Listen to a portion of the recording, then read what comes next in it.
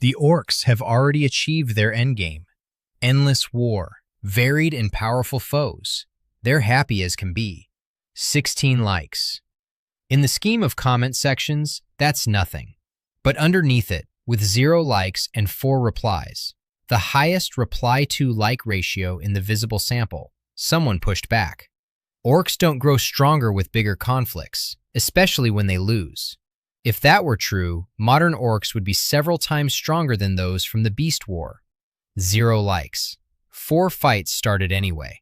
That asymmetry tells you something. The person with 16 likes stated a position. The person with 0 likes identified a genuine fault line in it. Nobody gave them the point, but they made the argument. That's the kind of argument that deserves a serious answer. Here's the claim being tested.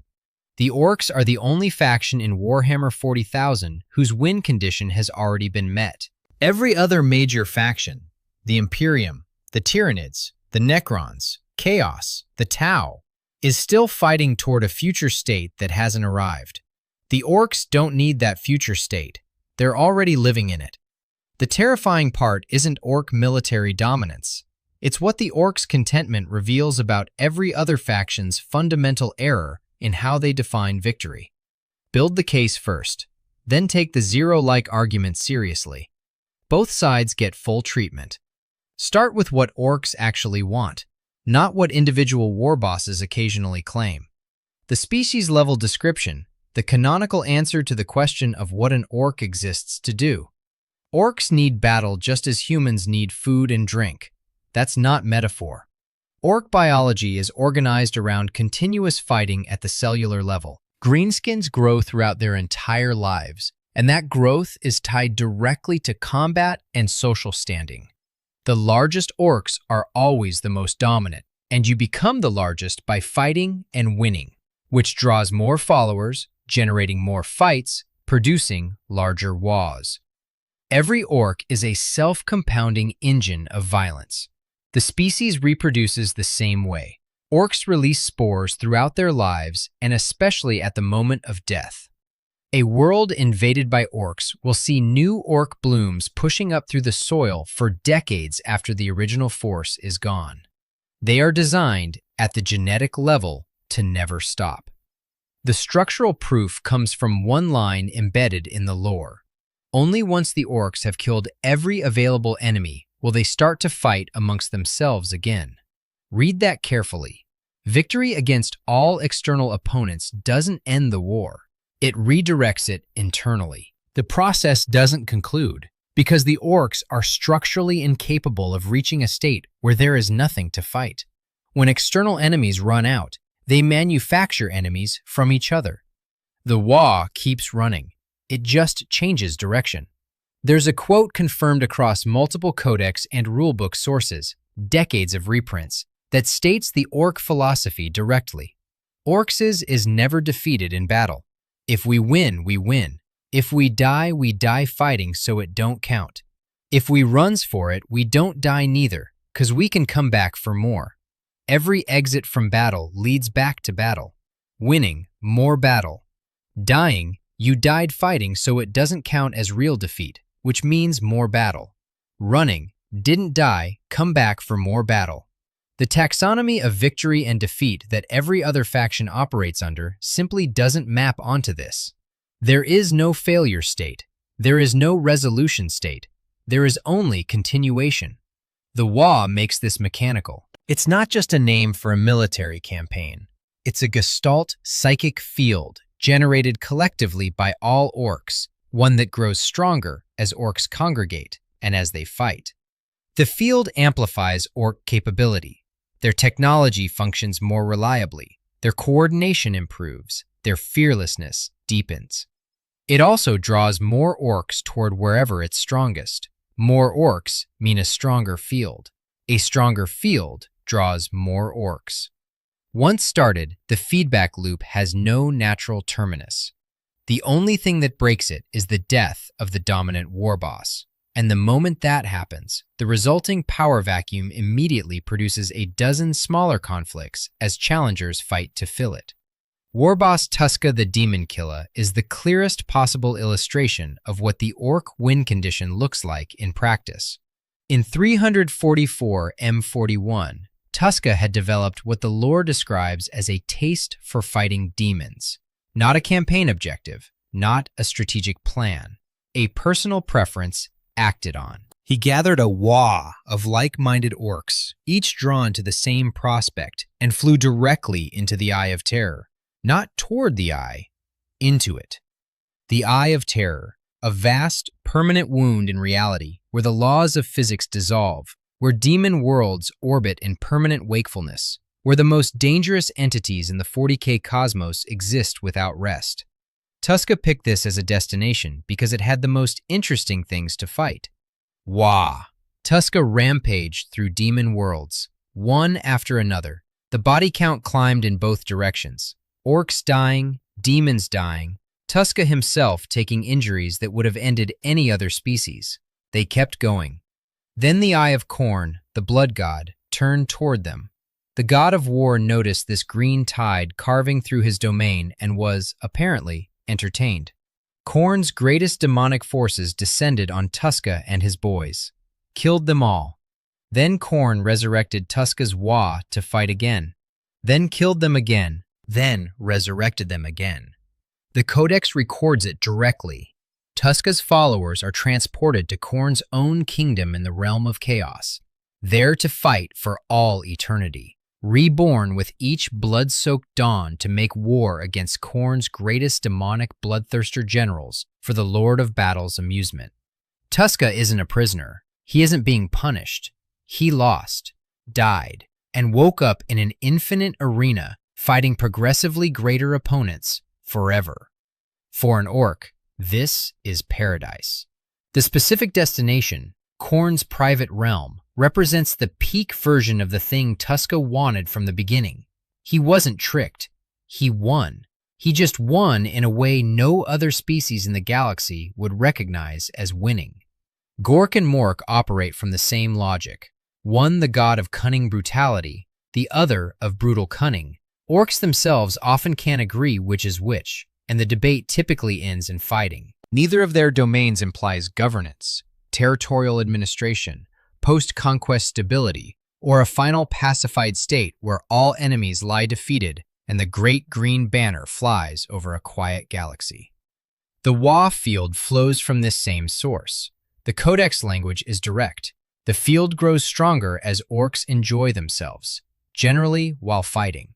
Enjoyment and fighting are the same variable. The structural inference from all of this is sound. The ideal state for the orc gods isn't a galaxy brought entirely to heel under the green banner. A completely dominated galaxy would have nothing left worth fighting. The diversity of foes the 16 Light commenter specifically cited isn't a staging condition on the way to the goal. The diversity of foes is the goal. Varied and powerful enemies are the raw material of perpetual war. From the orc god's perspective, the current state of the 41st millennium, dozens of factions in continuous conflict, galaxy in permanent turmoil, no sign of resolution anywhere, is optimal. This also explains the Blood Axes, the one clan among the 6 significant ones that studies human military doctrine, learns from opponents, adapts tactics, occasionally cooperates with non-orcs, effective in practice, openly loathed by the other 5 clans for it, called un-orky. The Blood Axes are treating war as a tool toward an outcome. The other 5 clans don't want outcomes. They want war.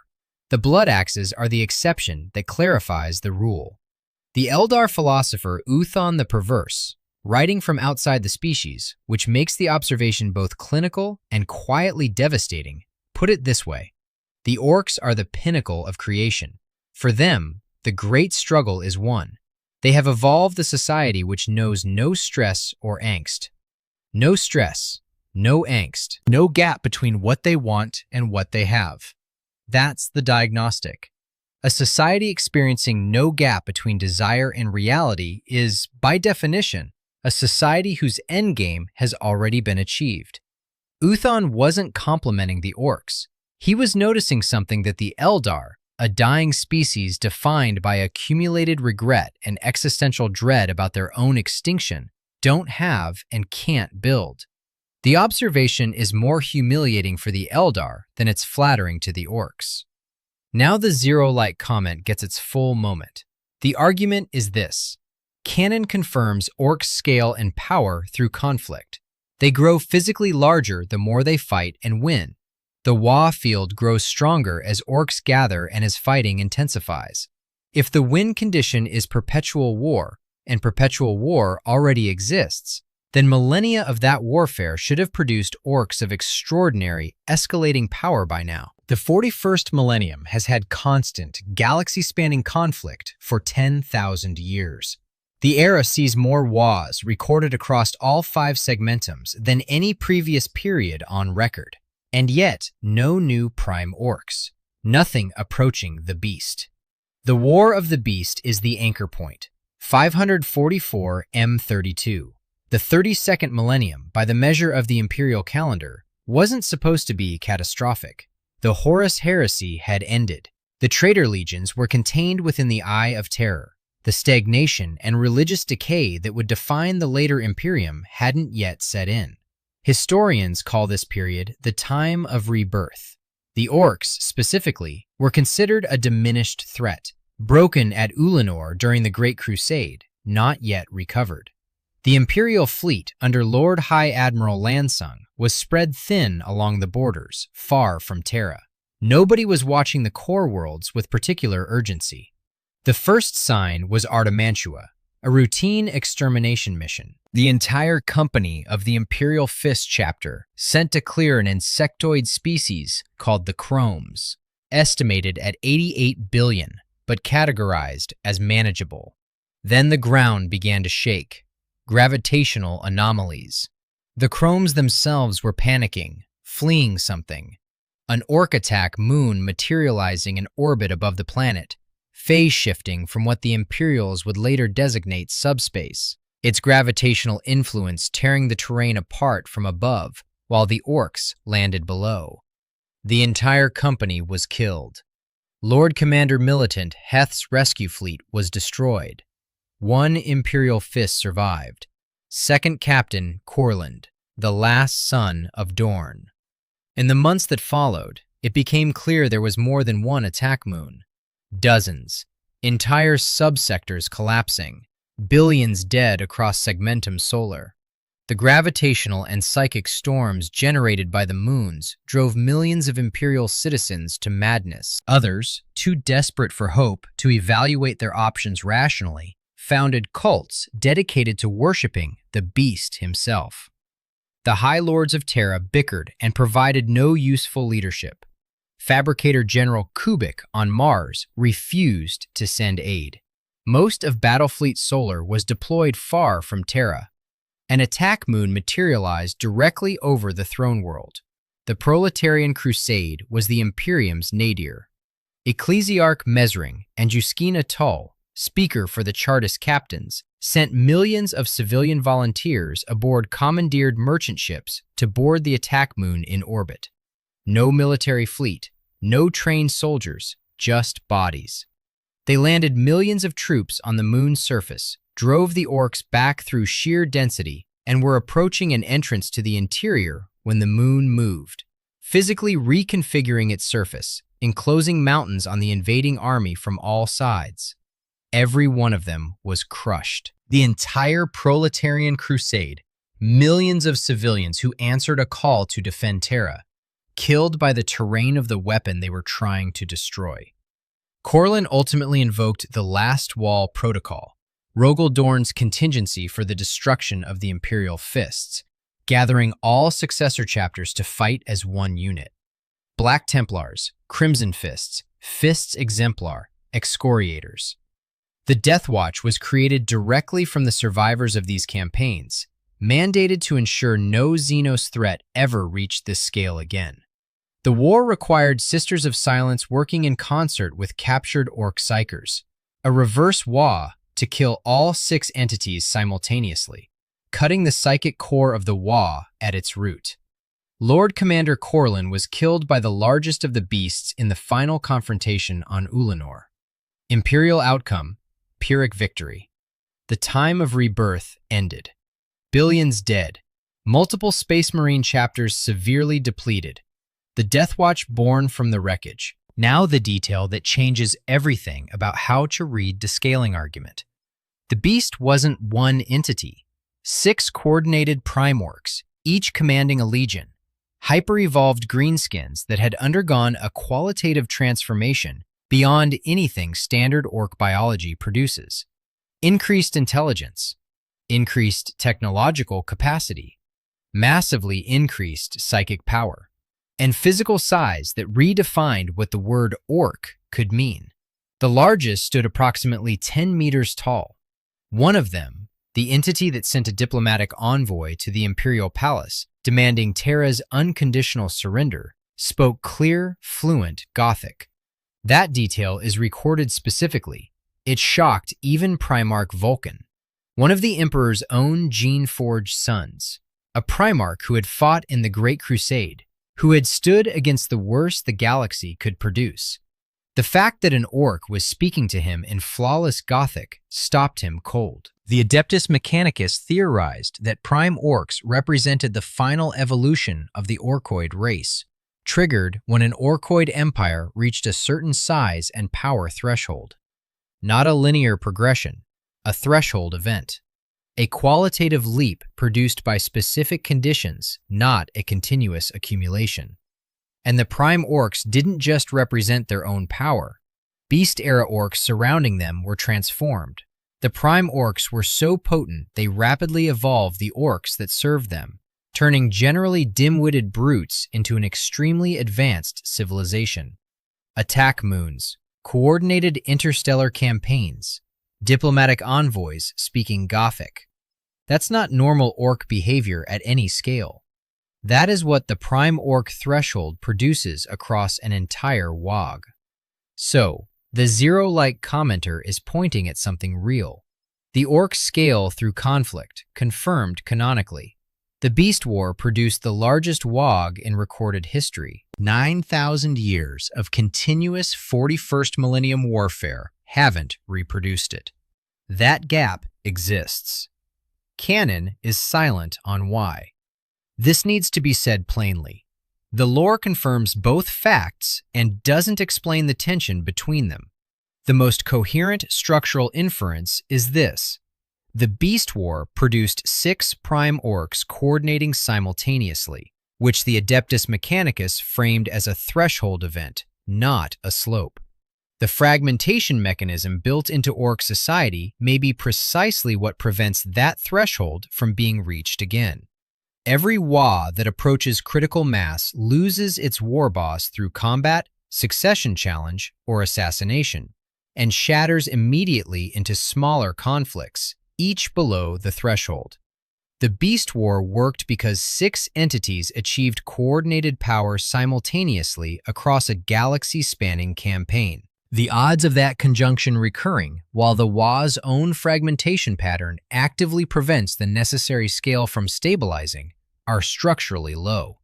This means the zero-like comment is right about one thing and wrong about the thesis. Right that the power accumulation reading is overstated.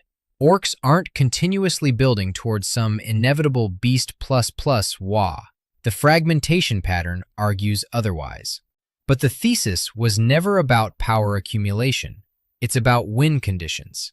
And the mechanism that prevents beast-level unification is also the mechanism that guarantees ongoing fragmented conflict. The win condition being met simultaneously across thousands of fronts.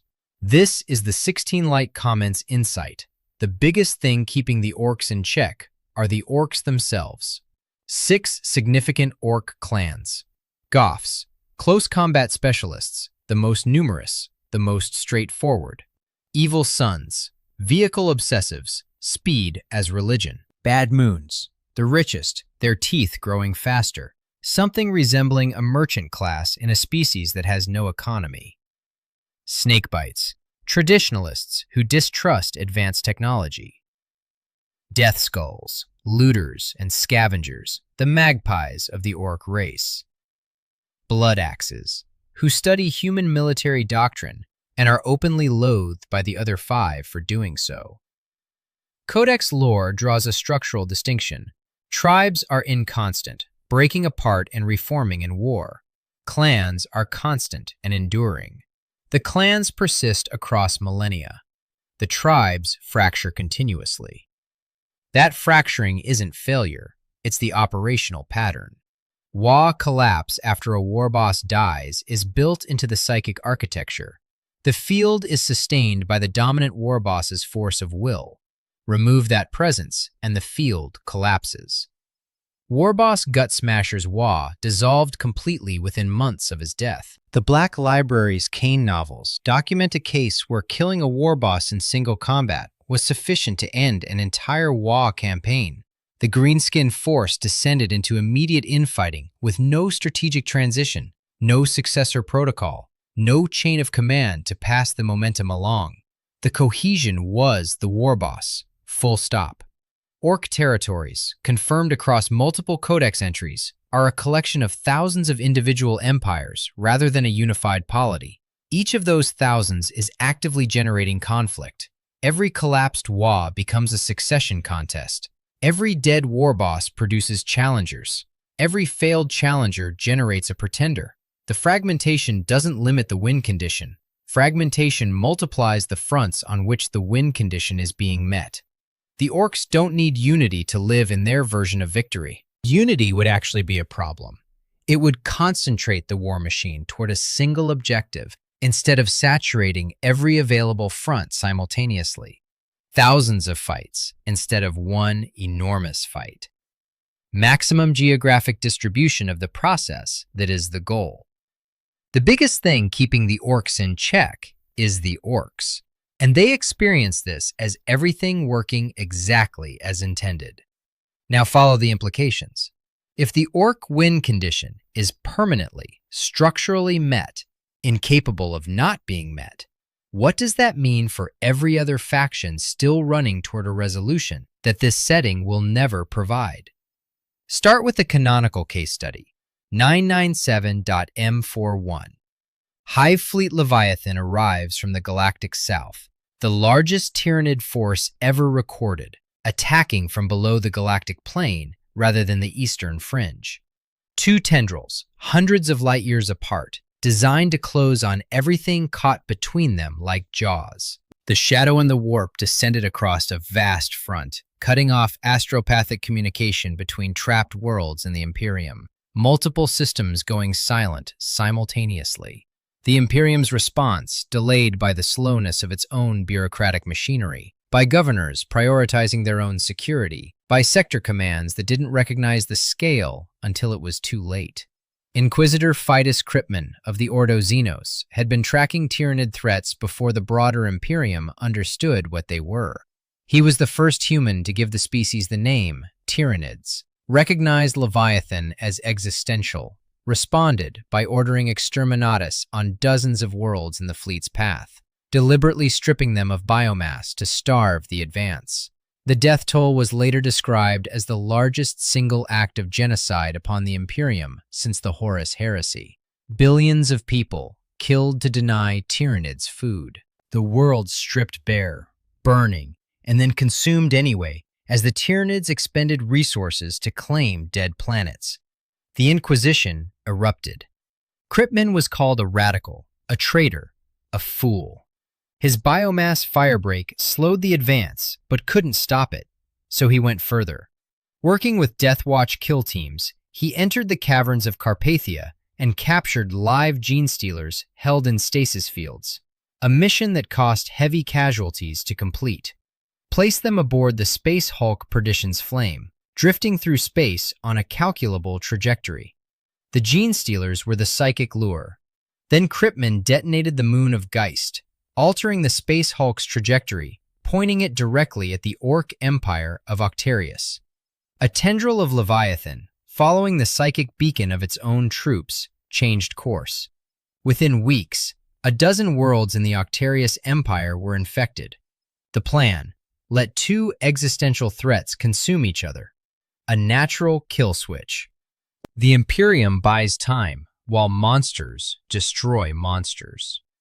The Inquisition's response was a carta extremis, stripping Cryptman of his inquisitorial title and declaring him excommunicate traitoris. He fled into hiding with Deathwatch contacts.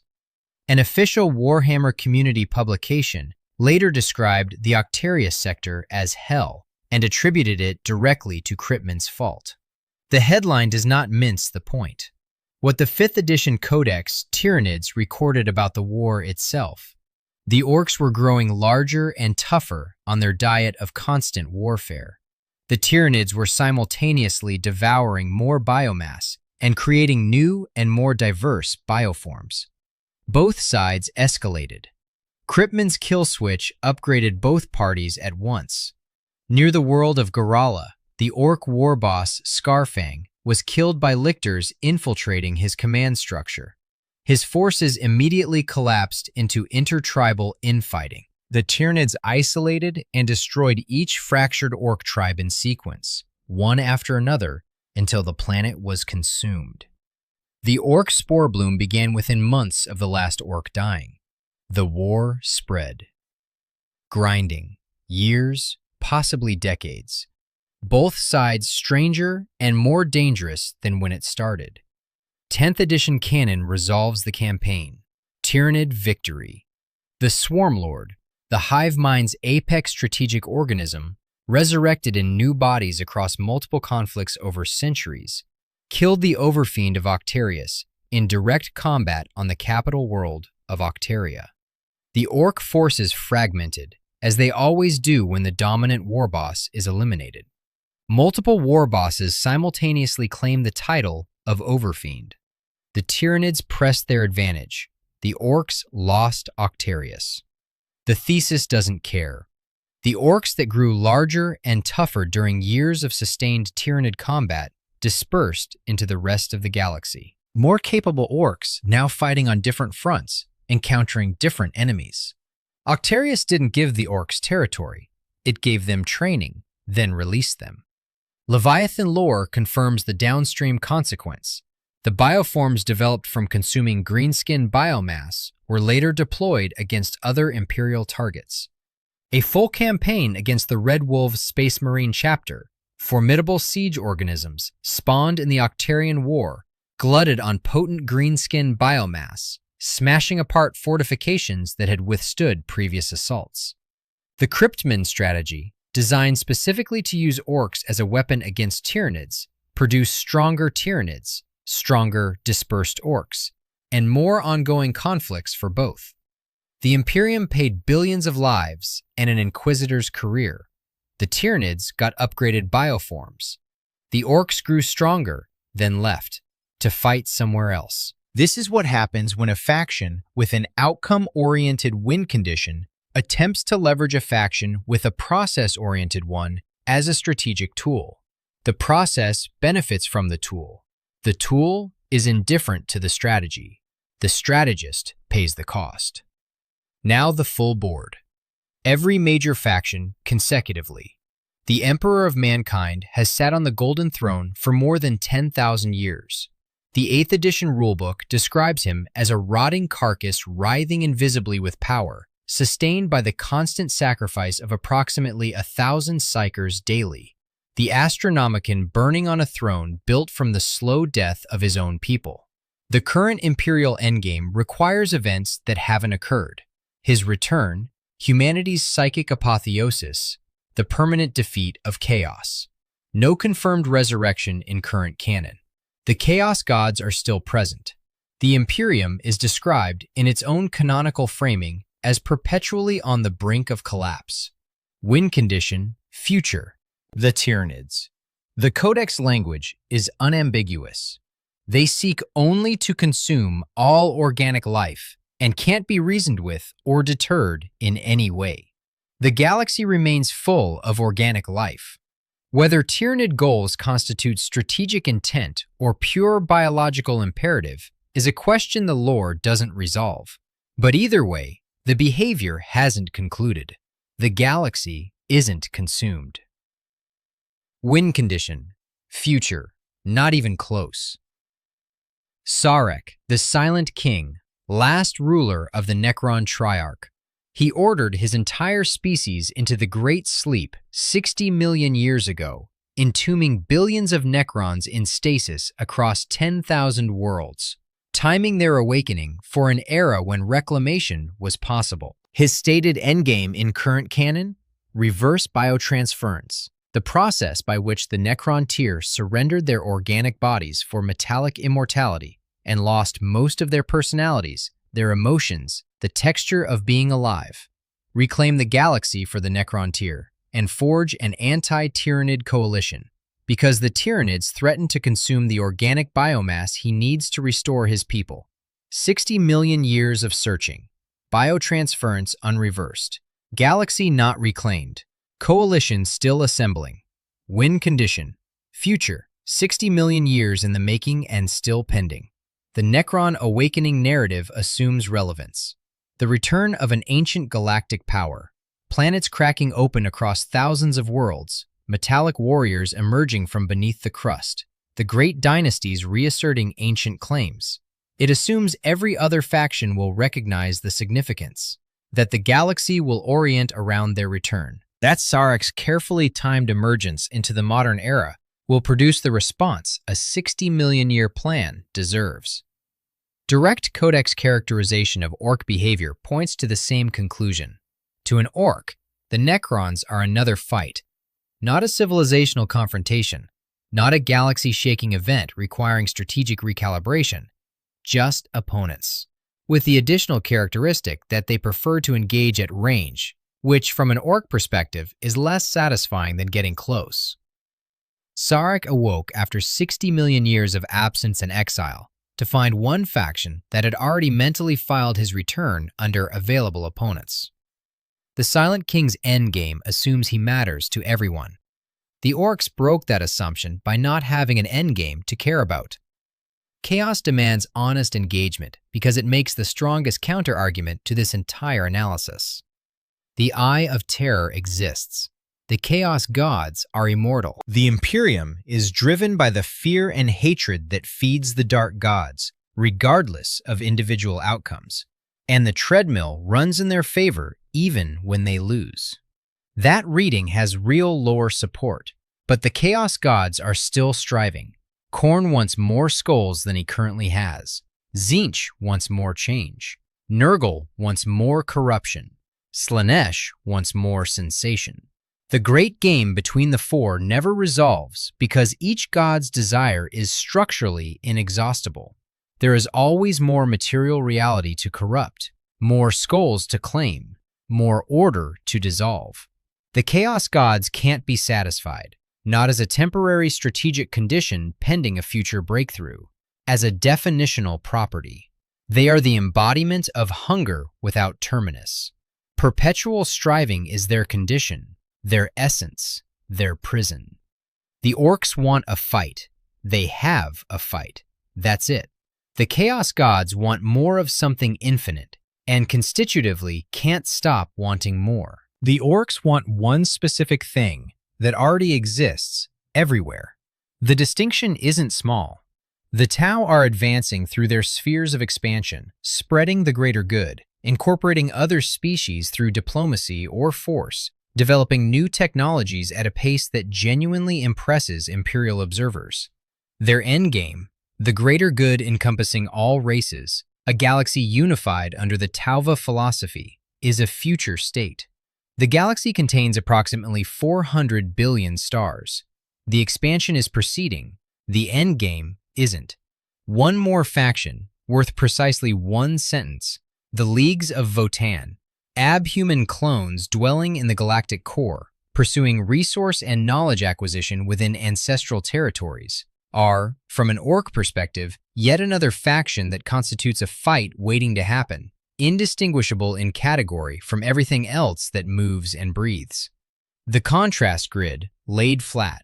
Imperium, win condition future. Tyranids, win condition future. Necrons, win condition future. 60 million years of seeking and still seeking.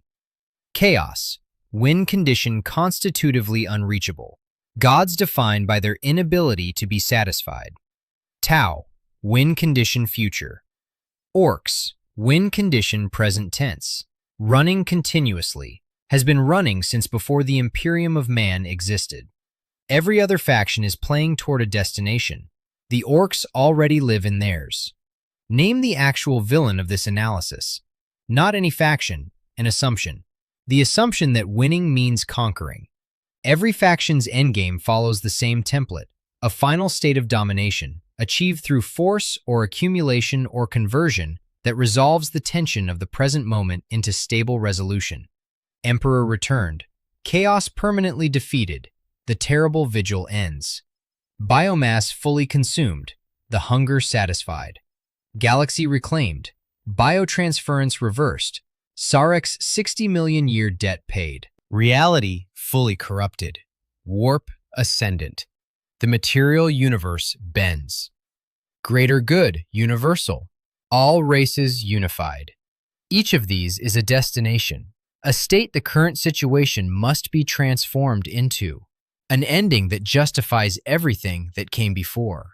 Every faction believes the current state of affairs is a problem requiring a solution, that the right application of sufficient power, strategy, and time will produce a terminal state where the fighting resolves into something stable, that victory is an arrival.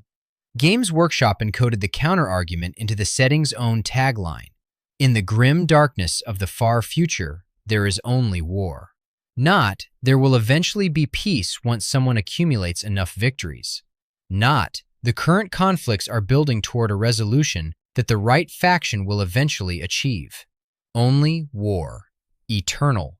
Unresolved. Rick Priestley, who created the original game in 1987, described the setting as intentionally ironic, an allegory of futility, built partly as a satire of the politics of Thatcherite Britain, drawing from the First World War's mass carnage and the senselessness of its tactics.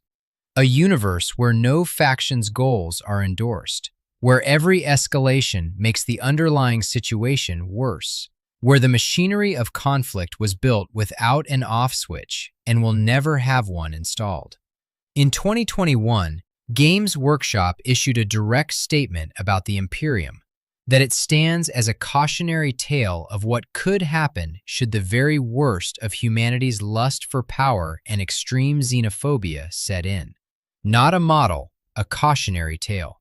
The setting was explicitly designed so that the faction controlling more territory than any other is itself a demonstration of how not to build a civilization. Every faction in the setting that believes it can win the right way, that it has the correct goal and merely needs enough time and power to achieve it, is participating in the cautionary tale. Every faction on that treadmill is running toward a destination the setting will never provide. The grimdark is the architecture, not the weather. The Orks aren't on the treadmill. They are, in some structural sense, the treadmill. The eternal war that traps every other faction in unreachable futures is, for the Orks, the victory condition achieved. The setting designed to deny everyone their goals gives the Orks precisely theirs. Perpetual war isn't a problem the Orks need to solve. It's the answer to a question they've never had to ask. That's what Uthon the Perverse was observing. An Eldar philosopher, writing from within a species defined by accumulated sorrow and approaching extinction, watched the Orks and wrote, "The Orks are the pinnacle of creation. For them, the great struggle is won. They have evolved a society which knows no stress or angst. No stress, no angst, no gap between what they want and what they have. Every other faction in this setting is characterized by that gap. The Emperor unreachable on his throne, silent for 10,000 years. The Chaos Gods hungry for more in an infinite universe and permanently constituted to remain hungry.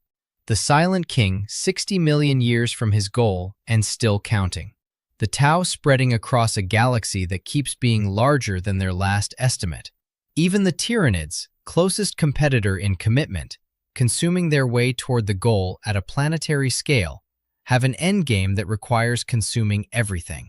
Until they do, the gap remains. The Orks have no gap, not because they reached the destination, because they never defined victory as a destination. Their destination is always, already, exactly where they are. That's what makes it terrifying. Not orc armies sweeping the galaxy, not fragmented walls building towards some eventual unstoppable convergence.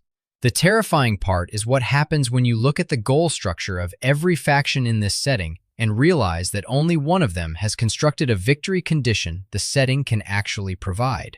Everyone else is playing a game with no winning move. The Orks already finished it. They didn't announce it because there was no single moment of finishing. The win condition was always, already, operational. Back to where this started. The Orks have already achieved their endgame. Endless war, varied and powerful foes, they're happy as can be. Carry everything built in the last 45 minutes back to that sentence. Happy as can be isn't warmth toward a fan-favorite faction. It's a structural diagnosis. It identifies the one condition in the 41st millennium where the present tense is sufficient, where no future event is needed to validate the current moment, where the species exists in what another faction would call paradise, and the Orks call Tuesday. The zero-like comment was right about one thing. The scaling paradox is real. The lore doesn't resolve it, and the reading that Orks are continuously building toward inevitable beast-level dominance is overstated. That concession stands. But the thesis was never about power accumulation. It's about whether the Ork win condition is currently, permanently, structurally met. On that question, the lore answers without ambiguity. Perpetual war exists. Varied and powerful foes exist. Orks are growing and fighting across thousands of simultaneous fronts with no sign of stopping. The process that is the goal is already running. The win condition every other faction is still chasing is one the Orks aren't chasing because they already have it. Not as a future destination, as the permanent, operational, continuous present tense of their existence. One genuine question for the comment section, because the original argument started there and it should carry forward there too. If winning doesn't mean what you thought it did, what does your faction's endgame actually look like? The Imperium holds indefinitely, fighting a slow decay with no arrival point. The Necrons reclaim a galaxy that doesn't stop filling with new civilizations and new threats to reclaim it from. The Tyranids consume until there is nothing left, which raises the question of what comes after nothing. The Chaos Gods pursue inexhaustible desire in a setting built to deny satisfaction. The Tau expand into a galaxy that keeps being larger than their last estimate. The Orks wake up. The fight is already starting. It was starting yesterday. It will start tomorrow. They don't need to win. They never did. Subscribe if you want more arguments like this one.